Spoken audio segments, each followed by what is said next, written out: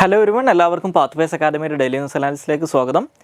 ഇന്ന് നമ്മൾ ഡിസ്കസ് ചെയ്യുന്ന topics food corporation of India, Gangasagar mela, quantum gate, PMAYG, Bhogi, regulating online gaming industry, Kaleshwaram lift irrigation project, places news ആയിട്ട് mount Marapi. അപ്പോൾ ഇതിനകത്ത് നമ്മൾ ആദ്യം ഡിസ്കസ് ചെയ്യാൻ പോകുന്നത് ഫുഡ് കോർപ്പറേഷൻ ഓഫ് ഇന്ത്യയെക്കുറിച്ചാണ്. ഫുഡ് കോർപ്പറേഷൻ ഓഫ് ഇന്ത്യയുമായിട്ട് ബന്ധപ്പെട്ട് ഇന്നത്തെ ദ ഹിന്ദുവിൻ്റെ പേജ് 10 ഒരു ചെറിയൊരു ന്യൂസ് ഉണ്ട്. അതായത് food corporation of India should emerge as A trusted partner of farmers എന്ന് പറഞ്ഞിട്ട് നമ്മുടെ യൂണിയൻ മിനിസ്റ്റർ പറഞ്ഞിട്ടുള്ള ഒരു കമൻറ്റിനെ ബേസ് ചെയ്തിട്ടുള്ള ഒരു കാര്യമുണ്ട്. അപ്പോൾ ഈ എസ്പെഷ്യലി പ്രധാനമന്ത്രി ഗരീബ് കല്യാൺ അന്ന യോജനയിലൊക്കെ food corporation of India play ചെയ്യുന്ന പ്രധാനപ്പെട്ട റോളിനെ കുറിച്ചൊക്കെ പറഞ്ഞിട്ടുള്ളത്. അപ്പോൾ ആ ഒരു കോണ്ടെക്സ്റ്റിലാണ് നമ്മൾ ഈ ഫുഡ് കോർപ്പറേഷൻ ഓഫ് ഇന്ത്യയെ കുറിച്ച് നോക്കുന്നത്. അപ്പോൾ ബേസിക്കലി ഈ ഒരു ടോപ്പിക്ക് ജസ്റ്റ് ഒരു പ്രിലിംസ് പോയിന്റ് ഓഫ് വ്യൂ ഒന്ന് മനസ്സിലാക്കി എന്താണ് ഫുഡ് കോർപ്പറേഷൻ ഓഫ് ഇന്ത്യ എന്നുള്ള കാര്യം. 1964 ഇന്ത്യൻ പാർലമെന്റ് പാസ്സാക്കിയിട്ടുള്ള food corporation of India act എന്ന് പറയുന്ന ഒരു നിയമമുണ്ട്. ആ നിയമത്തിന്റെ അടിസ്ഥാനത്തിൽ 1965 എസ്റ്റാബ്ലിഷ് ചെയ്തിട്ടുള്ള ഒരു സ്റ്റാറ്റ്യൂട്ടറി ബോഡിയാണ് ഈ ഫുഡ് കോർപ്പറേഷൻ ഓഫ് ഇന്ത്യ എന്ന് പറയുന്നത്. അപ്പോൾ നമ്മുടെ ഇന്ത്യയിൽ ഈ 1960s എന്നൊക്കെ പറയുന്നത് വലിയ രീതിയിൽ ഫുഡ് ഗ്രെയിൻസിന് ക്ഷാമം അനുഭവിച്ചിട്ടുണ്ടായിരുന്ന ഒരു കാലഘട്ടമാണ്. അപ്പോൾ ആ ഒരു സാഹചര്യത്തിന് നേരിടുന്നതിന് വേണ്ടിയിട്ടാണ് ഫുഡ് കോർപ്പറേഷൻ ഓഫ് ഇന്ത്യനെ ഇന്ത്യൻ പാർലമെന്റ് ഇത്തരത്തിലൊരു നിയമം നിർമ്മിച്ചുകൊണ്ട് എസ്റ്റാബ്ലിഷ് ചെയ്യുന്നത്. അപ്പോൾ അതിനുശേഷം ഫുഡ് കോർപ്പറേഷൻ ഓഫ് ഇന്ത്യ പ്രധാനമായിട്ടും ചെയ്യുന്ന ഒരു ജോലി ഇത് തന്നെയാണ്. ഇന്ത്യക്ക് വേണ്ടിയിട്ടുള്ള വലിയൊരു ബഫർ സ്റ്റോക്ക് ഉണ്ടാക്കിയെടുക്കുന്നതൊക്കെ ഇവരാണ്. അപ്പോൾ അതിൻ്റെ ഭാഗമായിട്ട് ഇപ്പോൾ ഇന്ത്യയിൽ ഒരു വർഷം കൾട്ടിവേറ്റ് ചെയ്യുന്ന വീറ്റിൻ്റെ ഏകദേശം 15 to 20% food corporation of India ഈ പറയുന്ന ഫാർമേഴ്സിൻ്റെ അടുത്ത് നിന്ന് പ്രൊക്യൂർ ചെയ്യുന്നുണ്ട്. അതേപോലെ തന്നെ ഒരു 13 to 15% റൈസ് ഇതേപോലെ പ്രൊക്യൂർ ചെയ്യുന്നുണ്ട്. ഇതെല്ലാം തന്നെ നമ്മൾ ഇതിന് മുമ്പ് ഡിസ്കസ് ചെയ്തിട്ടുള്ള MSP അല്ലെങ്കിൽ മിനിമം സപ്പോർട്ട് പ്രൈസിൻ്റെ അടിസ്ഥാനത്തിലാണ് food corporation of India procure ചെയ്യുന്നത്. അപ്പോൾ ഇവർ നിലവിൽ വർക്ക് ചെയ്യുന്നത് department of food and public distribution ഉണ്ട്, നമ്മുടെ മിനിസ്ട്രി ഓഫ് കൺസ്യൂമർ അഫയേഴ്സിന്റെ കീഴിലുള്ള department of food and public ഡിസ്ട്രിബ്യൂഷന്റെ കീഴിലാണ് food corporation of India work ചെയ്യുന്നത്. പക്ഷേ അതൊരു ഇൻഡിപെൻഡന്റ് ആയിട്ടുള്ള സ്റ്റാറ്റ്യൂട്ടറി ബോഡിയാണെന്നും കൂടി മനസ്സിലാക്കുക. ഇനി നമുക്ക് അടുത്തതായിട്ട് ഡിസ്കസ് ചെയ്യാനുള്ള ടോപ്പിക് എന്ന് പറയുന്നത് ഗംഗാസാഗർ മേളയാണ്. ഇതൊരു ആർട്ട് ആൻഡ് കൾച്ചറൊക്കെ ആയിട്ട് ബന്ധപ്പെട്ടിട്ടുള്ള ഒരു ടോപ്പിക്കാണ്. ഇതും ഒരു പ്രിലിംസ് പോയിന്റ് ഓഫ് വ്യൂവിൽ മനസ്സിലാക്കാൻ ശ്രമിക്കുക. അപ്പോൾ ഈ ഗംഗാസാഗർ മേളയുമായിട്ട് ബന്ധപ്പെട്ട് ഇന്നത്തെ ദ ഹിന്ദുവിന്റെ പേജ് 12 ഒരു റിപ്പോർട്ട് ഉണ്ട്, rising seas shrinking sands erode vibrancy of Gangasagar mela എന്ന് പറയുന്നത്. അതിനുള്ള കാരണം എന്ന് പറയുന്നത് ഈ ഗംഗാസാഗർ മേള നടക്കുന്നത് വെസ്റ്റ് ബംഗാളിലുള്ള 24 പർഗാന സൗത്ത് എന്ന് പറയുന്ന റീജിയനിലാണ്. അപ്പോൾ അവിടെ ഈ ഗംഗ നമ്മുടെ ബേ ഓഫ് ബംഗാളിലേക്ക് ഡിസ്ചാർജ് ചെയ്യുന്നതിന്റെ ഭാഗമായിട്ട് ക്രിയേറ്റ് ചെയ്യപ്പെട്ടിട്ടുള്ള കുറേ സാൻഡ് ബാർസ് ഉണ്ട്, അല്ലെങ്കിൽ കുറേ മണൽത്തിട്ടകളുണ്ട്, അങ്ങനെയുള്ള ചെറിയ ഐലൻഡുകളുണ്ട്. അപ്പോൾ അത്തരത്തിലുള്ള ഒരു ഐലൻഡിലാണ് ഈ ഒരു ഫെസ്റ്റിവൽ നടക്കുന്നത്. അപ്പോൾ അതുകൊണ്ടാണ് ഇത്തരത്തിലൊരു ന്യൂസ് വന്നിട്ടുള്ളത്. അപ്പോൾ എന്താണ് ഗംഗാസാഗർ മേള എന്ന് മനസ്സിലാക്കുക. ഈ വെസ്റ്റ് ബംഗാളിന്റെ കൾച്ചർ നോക്കുകയാണെങ്കിൽ വെസ്റ്റ് ബംഗാളിലെ ഏറ്റവും പഴക്കം ചെന്നതും ഏറ്റവും വലുതുമായിട്ടുള്ള ഒരു ഫെസ്റ്റിവലാണ് ഈ ഗംഗാസാഗർ മേള എന്ന് പറയുന്നത്. ഇത് നേരത്തെ പറഞ്ഞ പോലെ വെസ്റ്റ് ബംഗാളിലാണ് ഈ ഫെസ്റ്റിവൽ പ്രധാനമായിട്ടും, അല്ലെങ്കിൽ ഈ ഫെസ്റ്റിവൽ ആഘോഷിക്കുന്നത്. ഇത് ആഘോഷിക്കുന്ന ദിവസം എന്ന് പറയുന്നത് മകർ സംക്രാന്തിയുടെ അതേ ദിവസമാണ്. അന്ന് തൊട്ട് ഒരാഴ്ചയാണ് ഈ ഒരു ഫെസ്റ്റിവൽ നടത്തുന്നത്. അത് വെസ്റ്റ് ബംഗാളിൽ തന്നെയുള്ള, ഞാൻ നേരത്തെ സൂചിപ്പിച്ചതുപോലെ, ഈ 24th സൗത്ത് പർഗാനാസ് ഡിസ്ട്രിക്റ്റിലെ ഗംഗാസാഗർ എന്ന് പറയുന്ന ഐലൻഡിലാണ് ഈ ഒരു ഫെസ്റ്റിവൽ സെലിബ്രേറ്റ് ചെയ്യുന്നത്. ഇപ്പോൾ ഇന്ത്യയിലെ കുംഭമേള കഴിഞ്ഞു കഴിഞ്ഞാൽ ലോകത്തിലെ തന്നെ ഏറ്റവും വലിയ സെക്കൻഡ് ലാർജസ്റ്റ് ഹ്യൂമൻ കോൺഗ്രിഗേഷനാണ് ഈ ഗംഗാസാഗർ മേള എന്ന് പറയുന്നത്. അപ്പോൾ ഇന്ത്യൻ എപ്പിക്കുകളായിട്ട് രാമായണ, അതേപോലെ തന്നെ മഹാഭാരതിയിലൊക്കെ ഇതിനെക്കുറിച്ചിട്ടുള്ള പരാമർശങ്ങൾ നമുക്ക് കാണാൻ പറ്റും. അപ്പോൾ അതുകൊണ്ട് തന്നെ ഏകദേശം ഒരു 400 BC തൊട്ടെങ്കിലും ഈ ഗംഗാസാഗർ മേള ഇവിടെ നടക്കുന്നുണ്ടെന്നാണ് വിശ്വസിക്കപ്പെടുന്നത്. ഓക്കെ, അപ്പോൾ ഈ ഗംഗാസാഗർ മേളയുടെ ഭാഗമായിട്ട് ഇവിടെ വരുന്ന പിൽഗ്രിംസിന് വരുന്ന ആൾക്കാർ ഗംഗയിൽ കുളിച്ചതിന് ശേഷം ഇതിന്റെ തൊട്ടടുത്തുള്ള ഒരു കപിൽ മുനി എന്ന് പറയുന്ന ഒരു ടെമ്പിൾ ഉണ്ട്. ഈ കപിൽ മുനിയുടെ ടെമ്പിളിലും ഇവർ സന്ദർശനം നടത്താറുണ്ട്. അതുപോലെ തന്നെ ഇത് ഇത്രയും പ്രധാനപ്പെട്ട ഒരു ഫെസ്റ്റിവൽ ആയതുകൊണ്ട് തന്നെ വെസ്റ്റ് ബംഗാൾ ഗവൺമെന്റ് ഇതിൻ്റെ ഒരു നാഷണൽ ഫെയർ അല്ലെങ്കിൽ ഒരു ദേശീയോത്സവം എന്നുള്ള സ്റ്റാറ്റസ് കിട്ടുന്നതിന് വേണ്ടിയിട്ട് ഇപ്പോൾ കുറച്ച് കാലങ്ങളായിട്ട് ശ്രമിച്ചുകൊണ്ടിരിക്കുകയാണ്. ഇനി ഇതിന്റെ കൂടെ തന്നെ ഒരു ലൊക്കേഷൻ ബേസ് ചെയ്ത് നിങ്ങൾ മനസ്സിലാക്കേണ്ടത് ഈ സാഗർ എന്ന് പറയുന്ന ഐലൻഡിനെ കുറിച്ചാണ്. ഈ സാഗർ ഐലൻഡ് എന്ന് പറയുന്നത് ഈ ഗംഗ ബ്രഹ്മപുത്ര ഡെൽറ്റയിലുള്ള ഏറ്റവും വെസ്റ്റേൺ മോസ്റ്റ് ആയിട്ടുള്ള ഐലൻഡാണ് ഈ സാഗർ ഐലൻഡ്. നേരത്തെ പറഞ്ഞ പോലെ ഈ സൗത്ത് 24 പർഗാന ഡിസ്ട്രിക്റ്റിലാണ് ഇത് ലൊക്കേറ്റ് ചെയ്തിരിക്കുന്നത്. ഇത് ഹൂഗ്ലി റിവറിന്റെ മൗത്തിലായിട്ടാണ് ഈ ഒരു ഐലൻഡ് ലൊക്കേറ്റ് ചെയ്തിട്ടുള്ളതെന്ന് മനസ്സിലാക്കുക. ഇനി അടുത്തതായിട്ട് ഡിസ്കസ് ചെയ്യാനുള്ള ടോപ്പിക്ക് ക്വാണ്ടം ഗേറ്റ് ആണ്. അതായത് ക്വാണ്ടം കമ്പ്യൂട്ടിങ്ങുമായിട്ട് ബന്ധപ്പെട്ട് വരുന്ന ഒരു കൺസെപ്റ്റാണ് ഈ ക്വാണ്ടം ഗേറ്റ് എന്ന് പറയുന്നത്. അപ്പോൾ ഇതുമായിട്ട് ബന്ധപ്പെട്ട് ഇന്നത്തെ ഹിന്ദുവിൻ്റെ സയൻസ് പേജിനകത്ത് ക്വാണ്ടം കമ്പ്യൂട്ടിങ്ങുമായിട്ട് ബന്ധപ്പെട്ട് വളരെ വിശാലമായിട്ടുള്ള അല്ലെങ്കിൽ വിശദമായിട്ടുള്ള ഒരു ആർട്ടിക്കിൾ അവർ പബ്ലിഷ് ചെയ്തിട്ടുണ്ട്. അപ്പോൾ ആ ഒരു ആർട്ടിക്കിളിനകത്ത് പരാമർശിച്ചിട്ടുള്ള ഒരു കാര്യമാണ് ഈ ക്വാണ്ടം ഗേറ്റ് എന്ന് പറയുന്നത്. അപ്പോൾ ആ ഒരു കോണ്ടെക്സ്റ്റിലാണ് നമ്മൾ ഇതിനെക്കുറിച്ച് ഡിസ്കസ് ചെയ്യുന്നത്. അപ്പോൾ ഇതും ഒരു പ്രിലിംസ് പോയിന്റ് ഓഫ് വ്യൂ, ഇപ്പോൾ ഈ ക്വാണ്ടം കമ്പ്യൂട്ടിംഗ് എന്ന് പറയുന്ന കാര്യം നമ്മൾ ഇതിന് മുമ്പ് ഡിസ്കസ് ചെയ്തിട്ടുണ്ട്. അപ്പോൾ അതൊരു സയൻസ് ആൻഡ് ടെക്നോളജി റിലേറ്റ് ചെയ്തിട്ടുള്ള ടോപ്പിക്കാണെന്ന് എല്ലാവർക്കും മനസ്സിലാവുമെന്ന് വിചാരിക്കുന്നു. അതുപോലെ തന്നെ ഇത് എന്താണ് ക്വാണ്ടം ഗേറ്റ് എന്നുള്ളത് ഒരു പ്രിലിംസ് പോയിന്റ് ഓഫ് വ്യൂ മനസ്സിലാക്കേണ്ട ഒരു ടോപ്പിക്കാണ്. സോ ക്വാണ്ടം ഗേറ്റ് അല്ലെങ്കിൽ ബേസിക്കലി എന്താണ് ക്വാണ്ടം കമ്പ്യൂട്ടിംഗ് എന്ന് മനസ്സിലാക്കുക. ക്വാണ്ടം കമ്പ്യൂട്ടിംഗ് എന്ന് പറഞ്ഞു കഴിഞ്ഞാൽ സാധാരണഗതിയിൽ നമ്മുടെ കൺവെൻഷണൽ കമ്പ്യൂട്ടേഴ്സ് എന്ന് പറഞ്ഞു കഴിഞ്ഞാൽ ഇൻഫർമേഷൻസിനെ ബിറ്റ്സ് ആയിട്ടാണ് പ്രോസസ്സ് ചെയ്യുന്നത്. ഓക്കെ, അപ്പോൾ അതിനകത്ത് ബിറ്റ്സ് എന്ന് പറഞ്ഞു കഴിഞ്ഞാൽ അല്ലെങ്കിൽ ഒന്നും സീറോസും ആണ് ഇതിനകത്ത് ഉണ്ടാവുക. അപ്പോൾ അത് ഈ ക്ലാസിക്കലായിട്ടുള്ള ഫിസിക്സ് ആണ് ഇതിനകത്ത് ബേസിക്കലി വർക്ക് ചെയ്യുന്നത്. പക്ഷെ ക്വാണ്ടം കമ്പ്യൂട്ടിംഗ് എന്ന് പറയുന്നത് ഇതിന് പകരം ഈ ബിറ്റ്സിന് പകരം ക്യൂബിറ്റ്സ് എന്ന് പറയുന്ന അല്ലെങ്കിൽ ക്വാണ്ടം ബിറ്റ്സ് എന്ന് പറയുന്ന സാധനമാണ് അവർ പ്രോസസ്സ് ചെയ്യുന്നത്. അപ്പോൾ അത് ബേസിക്കലി ഈ ക്വാണ്ടം മെക്കാനിക്സിനകത്തുള്ള ചില പ്രോപ്പർട്ടീസിനെ യൂട്ടിലൈസ് ചെയ്തുകൊണ്ടാണ് ഈ ക്വാണ്ടം കമ്പ്യൂട്ടിംഗ് വർക്ക് ചെയ്യുന്നത്. അപ്പോൾ ഈ ക്വാണ്ടം കമ്പ്യൂട്ടിങ്ങിന്റെ അഡ്വാൻറ്റേജ് എന്ന് പറഞ്ഞു കഴിഞ്ഞാൽ നെക്സ്റ്റ് ജനറേഷൻ എന്ന് പറയുന്നത് ക്വാണ്ടം കമ്പ്യൂട്ടിംഗ് ആണെന്നാണ് പറയാറുള്ളത്. ഈ പറയുന്ന നോർമലി ഉള്ള കമ്പ്യൂട്ടേഴ്സിനെക്കാട്ടിലൊക്കെ മച്ച് ഫാസ്റ്റർ ആയിരിക്കും ഈ ക്വാണ്ടം കമ്പ്യൂട്ടിംഗ് എന്ന് പറയുന്നത്. അപ്പോൾ ഈ ക്വാണ്ടം കമ്പ്യൂട്ടിങ്ങിനകത്ത് യൂസ് ചെയ്യുന്ന കുറേ ഒരു സർക്യൂട്ട് മോഡൽ ഉണ്ട് കമ്പ്യൂട്ടേഷന് വേണ്ടിയിട്ടുള്ള. അപ്പോൾ അതിനെയാണ് ക്വാണ്ടം ലോജിക് ഗേറ്റ് അല്ലെങ്കിൽ ക്വാണ്ടം ഗേറ്റ് എന്ന് പറയുന്നത്. അപ്പോൾ അതാണ് ബേസിക്കലി ഈ ക്വാണ്ടം സർക്യൂട്ട് ഓപ്പറേഷൻസിന്റെ ഒക്കെ ഈ ക്യൂബിറ്റ്സിന്റെ ഒക്കെ ഓപ്പറേഷൻസിന്റെ ഒക്കെ ഒരു ബേസിക് ആയിട്ടുള്ള കാര്യം എന്ന് പറയുന്നത് ഈ ക്വാണ്ടം ലോജിക് ഗേറ്റ് ആണ്. അപ്പോൾ അതുകൊണ്ട് തന്നെ ഈ ക്വാണ്ടം സർക്യൂട്ടുകളുടെ ഒരു ബിൽഡിംഗ് ബ്ലോക്ക് എന്ന് പറയുന്നത്, ഓക്കെ, അതിൻ്റെ ഒരു ബിൽഡിംഗ് ബ്ലോക്സ് എന്ന് പറയുന്നത് ഇതാണ്. ഇപ്പം നമ്മുടെ സാധാരണഗതിയിലുള്ള കമ്പ്യൂട്ടറുകളിൽ ലോജിക് ഗേറ്റുകൾ ഉള്ളതുപോലെ അതിന് പകരം ഈ ഡിജിറ്റൽ സർക്യൂട്ടുകളിലൊക്കെ ഈ ലോജിക് ഗേറ്റുകൾ ഉള്ളതുപോലെ അതിന് പകരം ക്വാണ്ടം കമ്പ്യൂട്ടിങ്ങിന്റെ ബിൽഡിംഗ് ബ്ലോക്സ് ആയിട്ട് യൂസ് ചെയ്യുന്ന അല്ലെങ്കിൽ ക്വാണ്ടം സർക്യൂട്ടുകളുടെ ബിൽഡിംഗ് ബ്ലോക്സ് ആയിട്ട് യൂസ് ചെയ്യുന്ന ഒരു സാധനമാണ് ക്വാണ്ടം ഗേറ്റ് എന്ന് മനസ്സിലാക്കുക.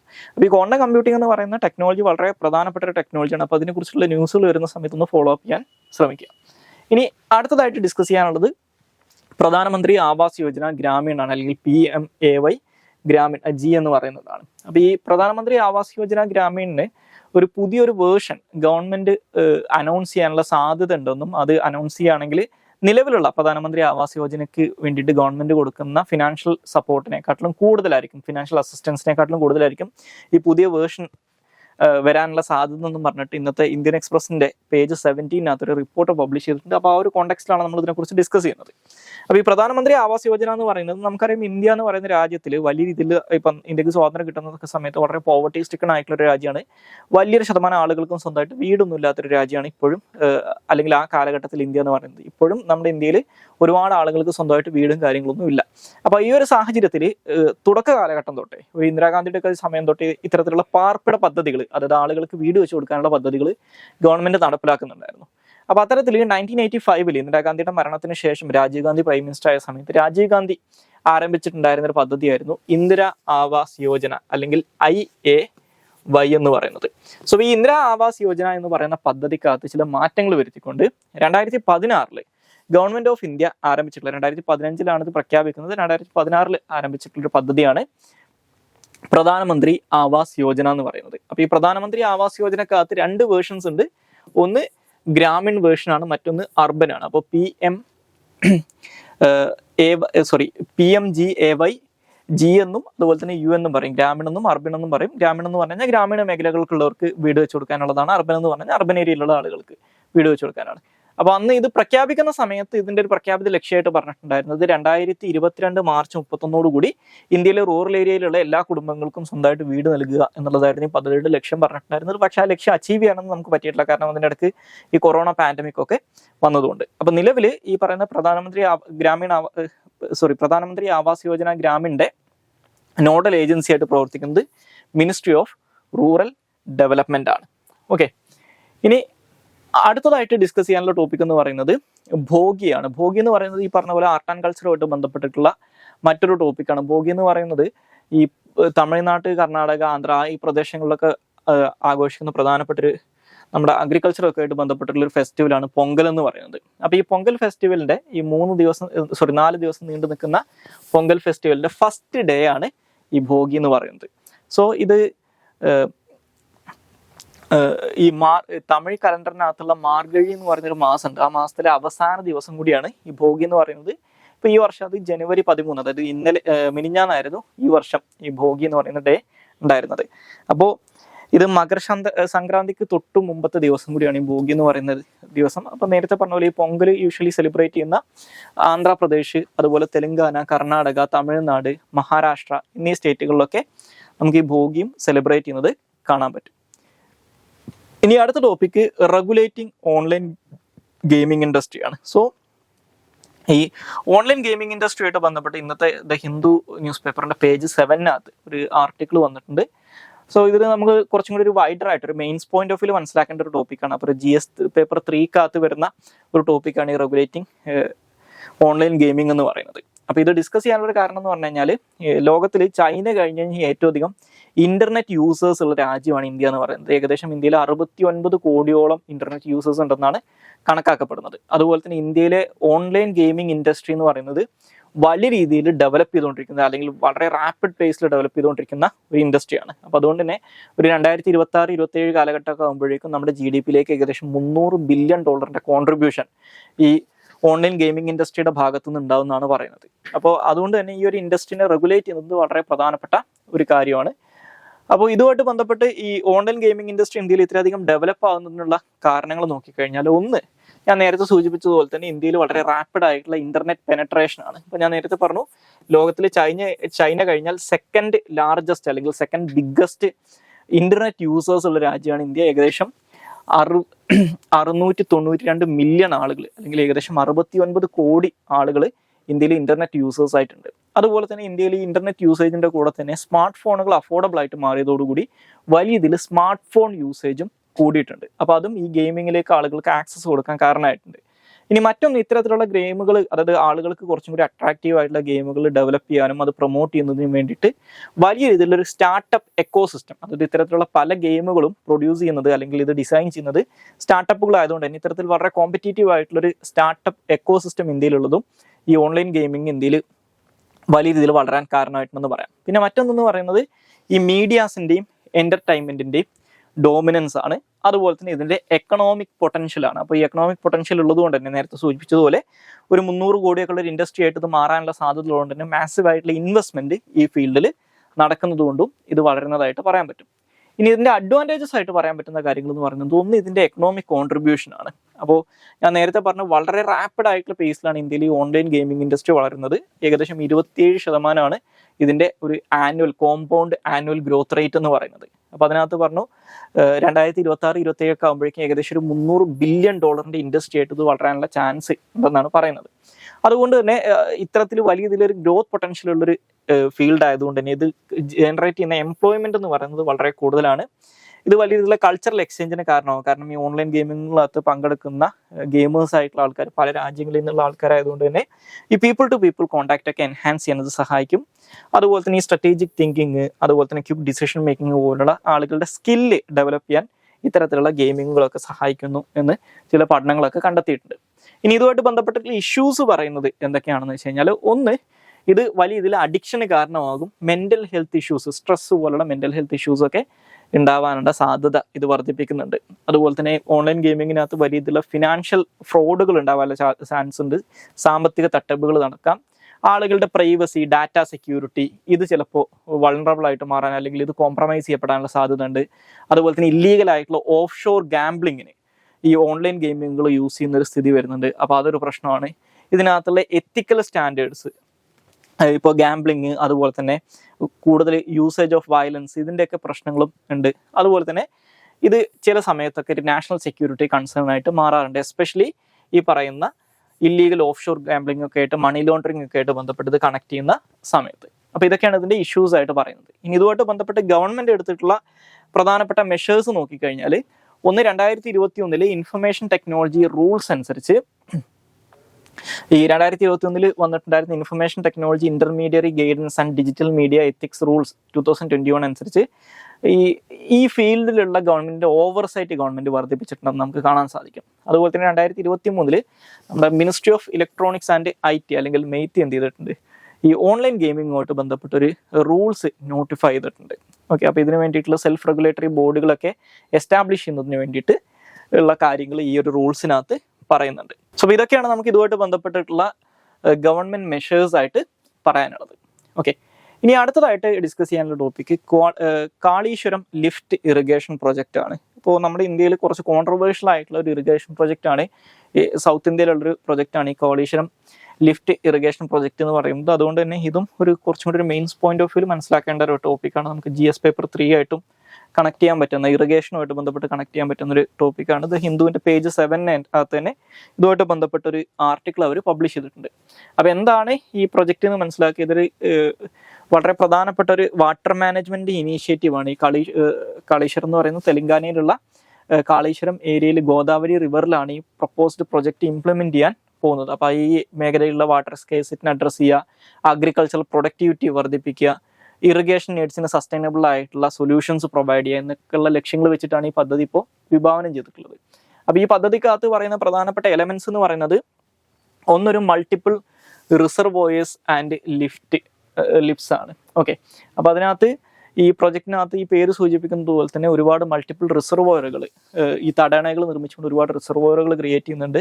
അതുപോലെ തന്നെ വാട്ടർ ലെവൽ ഉയർത്തുന്നതിന് വേണ്ടിയിട്ട് ഇത്തരത്തിലുള്ള വാട്ടർ ലെവൽ ലിഫ്റ്റ് ചെയ്യുന്നതിന് വേണ്ടിയിട്ടുള്ള വാട്ടർ ലെവൽ ഉയർത്തുന്നതിന് വേണ്ടിയിട്ടുള്ള കാര്യങ്ങളുണ്ട്. അതുപോലെ തന്നെ മറ്റുള്ള ഈ ഗോദാവരി അതിൻ്റെ ട്രിബ്യൂട്ടറീസിനൊക്കെ പരസ്പരം കണക്ട് ചെയ്യുന്ന ചില എലമെന്റുകളും ഇതിനകത്തുണ്ട്. അതുപോലെ തന്നെ ലോകത്തിലെ തന്നെ ഏറ്റവും വലിയ ഒരു ലാർജസ്റ്റ് ലിഫ്റ്റ് ഇറിഗേഷൻ സ്കീമും കൂടിയാണ് ഈ പദ്ധതി എന്നാണ് പറയുന്നത്. അതായത് നോർമലി നമുക്ക് കാണാൻ പറ്റാത്ത